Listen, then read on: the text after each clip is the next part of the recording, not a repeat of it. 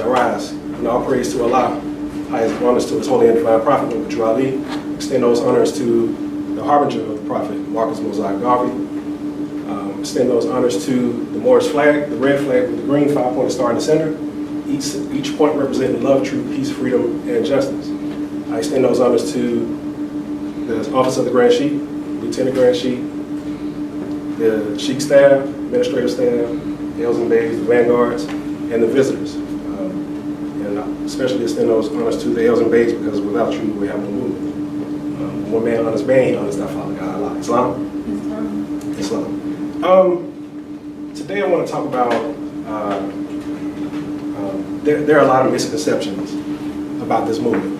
There are a lot of misconceptions about Moorish Americans and who and what Moorish Americans are. In our Quran questions for Moorish Americans, it asks, why are we Moorish Americans? And the answer is, we're Moorish Americans because we're descendants of Moroccans and born in America. All right. Now, with that, we could take that on the surface. But if we only take that on the surface, then what happens is people try to point us back to Morocco. And they would say that, okay, so you're trying to tie yourself to Morocco and that's where you descend from, right? However, if you study the body of work of the Prophet Noble Ali, he also says that in Act 6 of our Divine Constitutional Bylaws that Moorish Americans are the descendants of the ancient Moabites whom inhabited the northwestern and southwestern shores of Africa. Now, in that act, he's identifying descent, to somewhere that's much further than Morocco. He said that we're descendants of Moroccans. He didn't say that we're descendants of Morocco. All right, that makes sense? Islam. So with that, we have to have understanding, right? There are a lot of misconceptions, again, as I said, about this movement and about who Moorish Americans are and about what Moorish Americans are. Another misconception is about religion. We're told that, we have to just get rid of religion and we have to, just come together and unite and just, do whatever. I don't know what that looks like, because when you ask people, what does unity looks like? People come up with all kinds of ideas. It looks like, us working together and doing business with one another.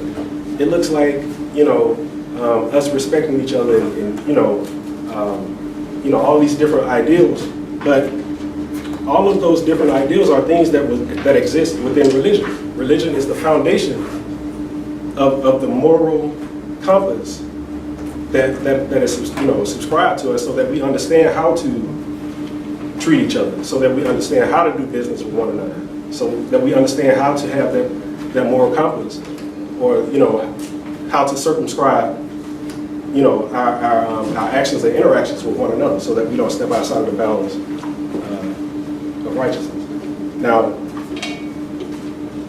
when we talk about unity and religion, we have chapters on those topics, and I want to turn to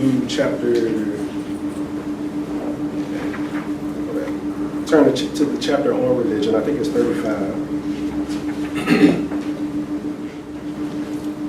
Chapter 35 is entitled Holy Instructions from the Prophet, Religion. Verse 1 says, "There is but one Allah, the author, the creator, the governor of the world, almighty, eternal, and incomprehensible. The Son is not Allah, though his noblest image. He enlighteneth the world with his brightness. His warmth giveth life to the products of the earth. Admire him as the creature, the instrument of Allah, but worship him not. To the one who is supreme, most wise, and beneficent, and to him alone belong worship, adoration, thanksgiving, and praise. Who hath stretched forth the heavens with his hands, who hath described with his finger the course of stars, who setteth bounds to the ocean, that it cannot pass, and saith unto the stormy winds, be still, who shaketh the earth and the nations tremble, who dareth his lightnings, and the wicked are dismayed, who calleth forth worlds by words of his mouth, who smiteth with his arm, and they sink into nothing. O reverence the majesty of the omnipotent, and tempt not his anger, lest thou be destroyed. The providence of Allah is ever all his works. He ruleth and directeth with infinite wisdom. He hath instituted laws for the government of the world. He hath wonderfully varied them in all beings, and each by his nature conformeth to his will. In the depth of his mind he revolveth all knowledge. The secrets of futurity lie upon open before him. The thoughts of thy heart are naked to his view. He know thy determination before they are made. With respect to his presence, there is nothing contingent with respect to his providence. There is nothing accidental. Wonderful is he in all his ways. His counsels are inscrutable. The manner of his knowledge transcendeth thy conception. Pay therefore to his wisdom all honor and veneration, and bow down thyself in humble and submissive obedience to his supreme discretion. The Father is gracious and beneficent. He hath created the world in mercy and love. Let me go back.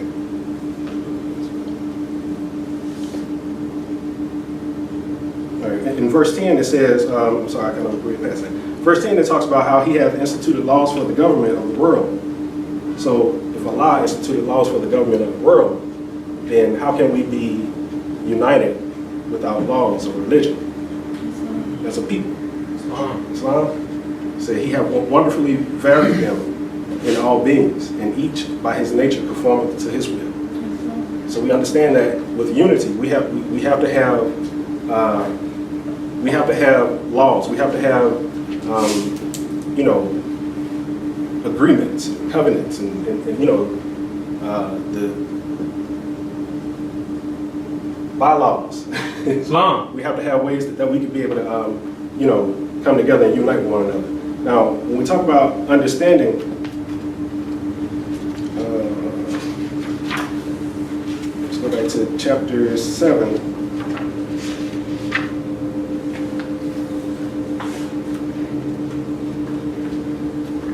Chapter 7, verse 19. Reads again, Lamas asked, of understanding, what have you to say? And Jesus said, it is the rock on which man builds himself. It is the gnosis of the alt and of the knowledge of falsehood and truth. Now, when we talk about understanding, we're talking about, it says that it is the rock on which man builds himself. So what is that rock representative of? What does that rock represent? But what is the rock in the Moorish Science Temple of America? What is that thing that we stand upon to build ourselves? The temple? Well, when we talk about the foundation of,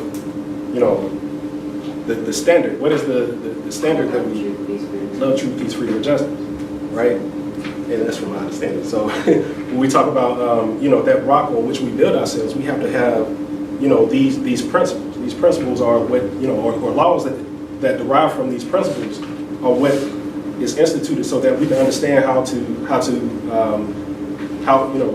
in what way that we develop ourselves and what way that we, interact with one another.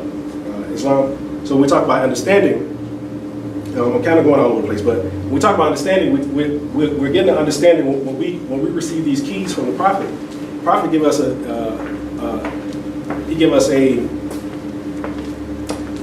surface, right? And he give us these questions and answers. So when he says that Moorish Americans are descendants of Moroccans, but born in America, but he also says that Moorish Americans are descendants of the ancient Moabites who inhabited the northwest and southwest shores of Africa. So when we talk about Morocco, we have Morocco here. Now, the prophet said that Moorish Americans are descendants of the ancient Moabites who inhabited the northwestern and southwestern shores of Africa. So You have the northwestern all the way down to the southwestern shores of Africa. Now, there's a map.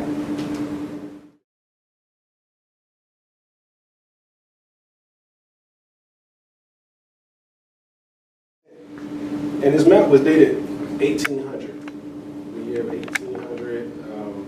And this map was by Europeans, if I'm not mistaken. So it's Africa and it's several regions and islands, according to the most recent description. And it's London, published by Laurie and Whittle, or something. I'll post it on this video. But on this map, it shows, and I'll show it to y'all as well when I get a chance. It shows the Empire of Morocco. So where Morocco is today, it talks about, it basically describes that as the empire, right?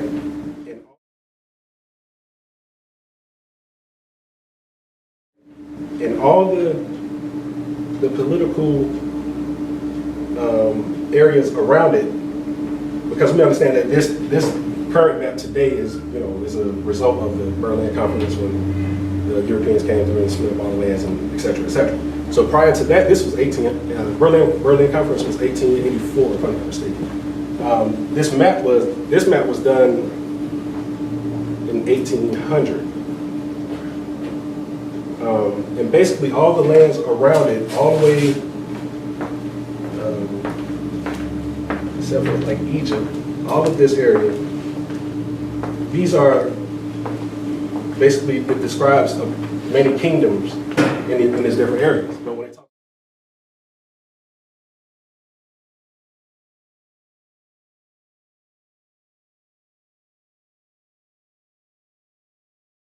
But when it talks about Morocco, it describes the Moorish Empire, or Empire of Morocco. What does that mean? Anybody tell me what that means? Politically, what does that mean? So we have the state of Georgia, and then we have the city of Atlanta, we have the city of Decatur, the city of Lithonia, et cetera, et cetera, et cetera. What does that mean for all of those cities within that state? That those cities fall up under that state. So we have a kingdom, and we have something that's above the level of a kingdom, which is an empire or a sultanate.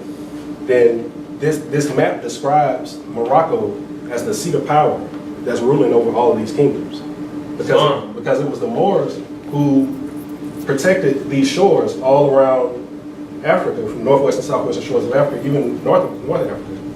It protected that from the, from being infiltrated or being ransacked from the European nations from coming down into Africa and doing what they eventually did. Now, when we go to page 3 over here, Moorish Quran, at the top it'll say "Know thyself," and scroll all the way down to where it says "By the Prophet Noble Drew Ali." Under there it says, "The industrious acts of the Muslims of northwest and southwest Africa. These are the Moabites, Hamathites, Canaanites, who were driven out of the land of Canaan by Joshua and received permission from the pharaohs of Egypt to settle in that portion of Egypt." So it said they received permission from the pharaohs of Egypt, which is right here, right? Islam. To settle in that portion of Egypt. In later years, they formed themselves kingdoms.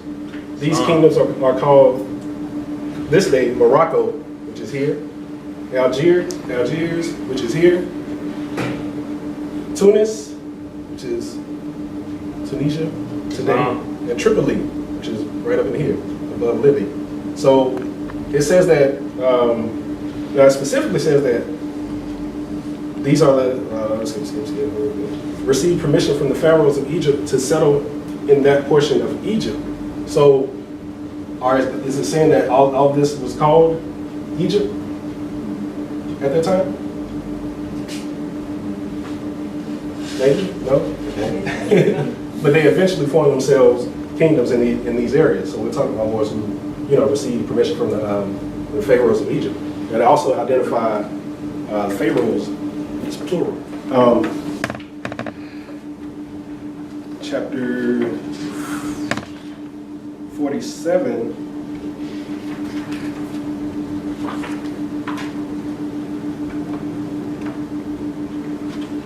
Chapter 47, verse 6. It says, the Moabites from the land of Moab, who received permission from the pharaohs of Egypt to settle and inhabit northwest Africa, they were the founders and the true possessors of the present Moroccan Empire, with their Canaanite, Hittite, and Amorite brethren who sojourned from the land of Canaan seeking new homes. Their dominion and habitation extended from northeast and southwest Africa, across the great Atlantis, even unto the present North, South, and Central America, and also Mexico and the Atlantis Islands, before the great earthquake which caused the great Atlantic Ocean.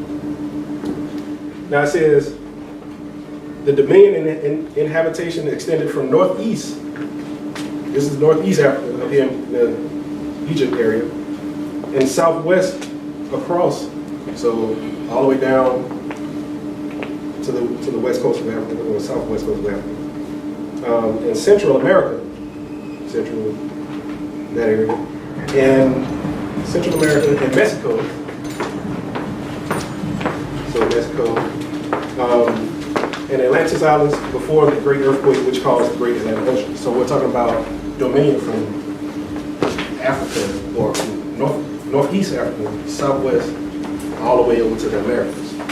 So we're talking about, prior to being conquered by the European nations, we had dominion in all of those areas.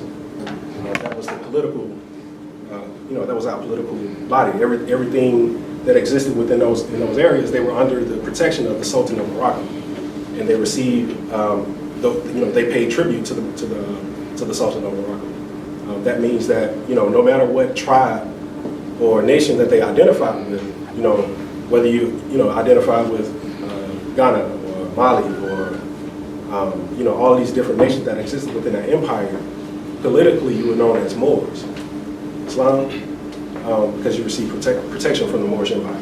Now, we have this big argument and debate about people taking DNA tests and and praise Allah for that, because people want to know what tribe that they connect to, and that's good, But what happens when you identify your tribe? What does that do for you? Right? What does that do? When you're Ashanti, praise Allah, what's next? You're a Khan, praise Allah, what's next? So we live in a political community now. We live in a community that's run by nations. So if you're not part of that community, then you're subjected to the the misuses and abuses that the citizenry care to bestow upon you. Islam. Now, nationality determines political status. So when we identify by names that delude to slavery, when we cling to the names and principles that delude to slavery, then how do we expect to be treated by that political community? So one of the misconceptions also about the word black. Do Moorish Americans have a problem with the word black? No. No. Why not? So black according to science means death, and death is a friend of man. However, when we talk about black, we have a big distinction, in one community that took it upon themselves to redefine what black means, and that's what we do. We take the N word and we redefine it, and our people made it cool. It's not cool, but our people made it cool. But we took the word black, and several of our communities, they redefined it. And what they said was, we're talking about the essence. We're not talking about the color. Praise Allah. Because we don't want you to identify with the color black, because black is a crayon. Now, define essence. So when we define essence, essence is the intrinsic nature or indispensable quality of something, especially something abstract that determines its character. So what is the character that black determines? Islam? And I just noticed that actually. Because when we talk about the difference between black according to science and black according to essence, then what are we saying? Because black according to science, when we talk about science, we're talking about something physical. So we're talking about defining the physical characteristics of a thing. That's right. Right? So black according to science means that, because, and they say what science? Well, political science, chemistry, alchemy. What other science is there? Science, period. That's right. Black according to science means that because we're talking about decay, we're talking about decomposition, petrification. We're talking about, you know, when something has life no more, it turns dark. You know, or the matter of something, you know, it turns dark. So to identify with that thing is to identify yourself with your body. Because we're taught that body is not man is not the body nor the soul, but the spirit. So how can your spirit have a color? Islam? So how can we be black? All right. So black according to science means that because, for one thing, another people gave us that name. So whatever name, if they named you Chair, then Chair according to science would mean that because somebody else gave it to you. Islam? Islam. If they name you Ring, black according to science, you know, Ring according to science means that because somebody else gave you that name. So what we're doing, or what the prophet returned to us, was an identity. He returned to us our spirit. He returned to us how to identify ourselves, you know, without being. He returned to us a name that exists within the families of nations, that exists within the divine records, and we can trace ourselves back. So I don't know what else to say. Nationality is the order of the day. Nationality determines, you know, political status. Nationality is that quality and that character deriving from the one belonging to a nation or a state. We're not black people. We're not Negroes. And another question. How can you denounce Negro but still identify strongly as black? Are they not the same exact word? Islam? That's all I got. Praise Allah. As I can, Islam. Peace, Islam.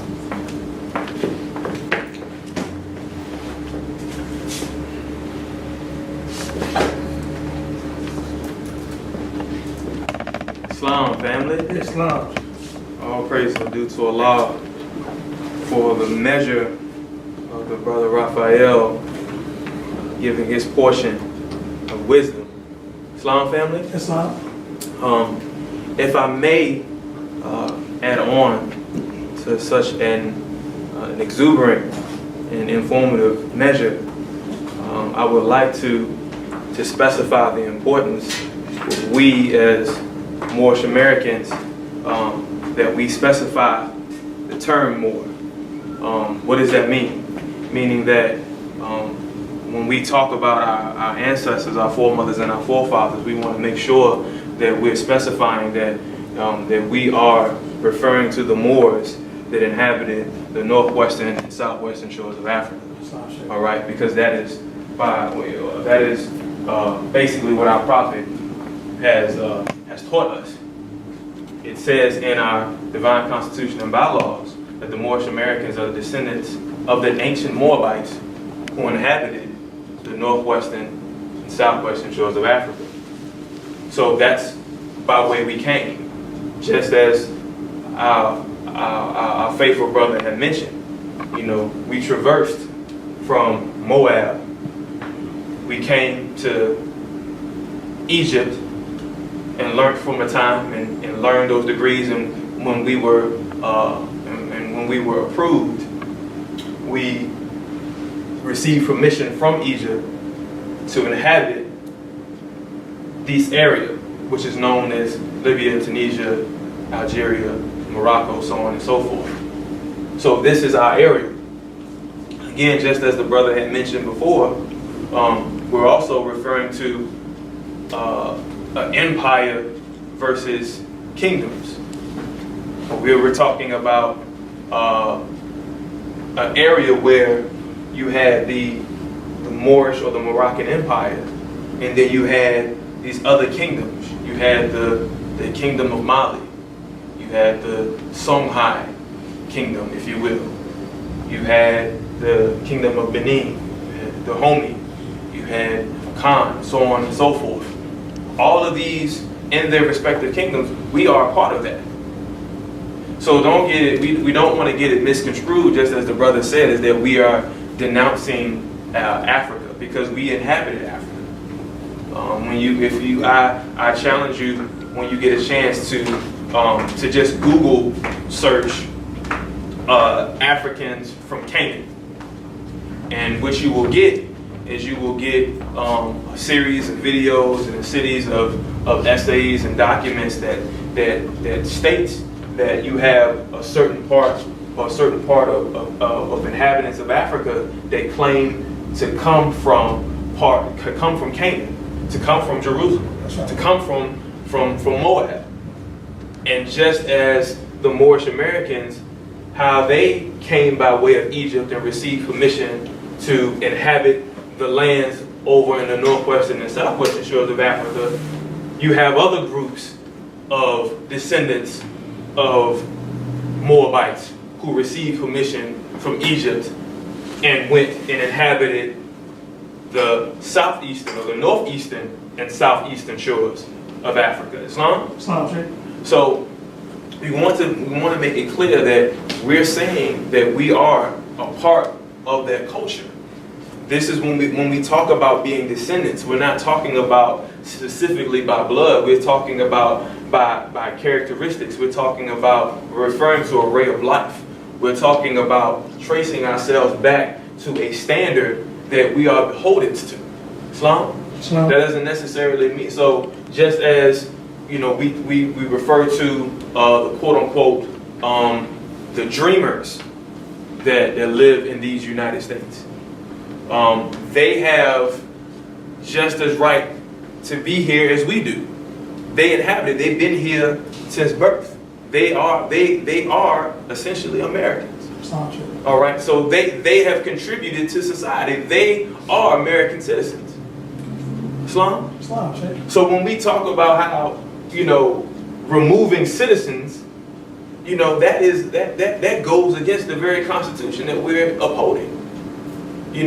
So not to get too deep or delve too deep into the concept, when just as the brother said, when you talk about going into AfricanAncestry.com and finding out what tribe, what kingdom that you were belonging to, you have to understand that during the time of 1492, contrary to popular belief, a good majority of those tribes and those kingdoms were practitioners of the faith of Muhammad. But even if you want to go as far as to say, even by way of just for the sake of commerce, trade and commerce. But it's an odd thing when you say that I'm a descendant of someone that inhabited. I'm from a Nigerian tribe. But when you look and see, during that time period, that your forefathers, the prominent forefathers at that time that was mentioned by chroniclers were Soni Ali, Askia Muhammad. You know what I'm saying? So if these are tried and true Africans that remove themselves from quote unquote the faith of Muhammad, then where did you get the name Muhammad from? Where did you get the name Ali from? You know what I'm saying? Where did you get Mansa Musa? Or where did you get Musa from within Mansa Musa?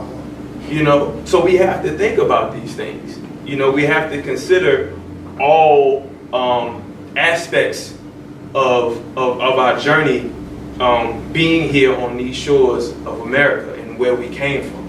And knowing that the faith of Muhammad played an integral part in our growth and development, even if it was to be integrated into traditional culture. Islam, family? Islam, sure. So, the question that I want to pose before I yield the floor to our next speaker is that when we talk about the realm of quote-unquote African spirituality, should not Islam be considered in that roster? Sir. You know, we cannot denounce that, that just because it was introduced to us, so they say, by foreign Arabs, that does not count. Because again, if you go into ancient records far beyond where the Arabs came and practiced the degree of Muhammad, we were saying Allah. When you read certain tales about Sundiata and the other rulers of Mali and Ghana, they use the word Allah. So where did they get that from? Prior to the advent of the Arabs coming to those shores of Africa. Islam, family? Islam, sure. So again, let us be significant when we talk about the Moors. We want to make sure that we're in reference to our ancestors, the Moors of the northwestern and southwestern shores of Africa, because we are a part of that. Islam, family? Islam.